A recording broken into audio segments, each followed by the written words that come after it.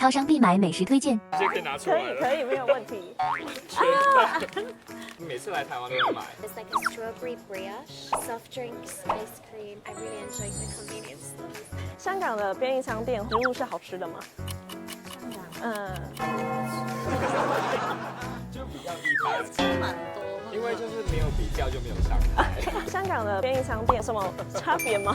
还是很大差别，例如说什么？就没有影印啊。现在可以拿包裹了，只是一些特定品牌，没得买什么高铁票啊什么的。对，就只是正常的购买东西。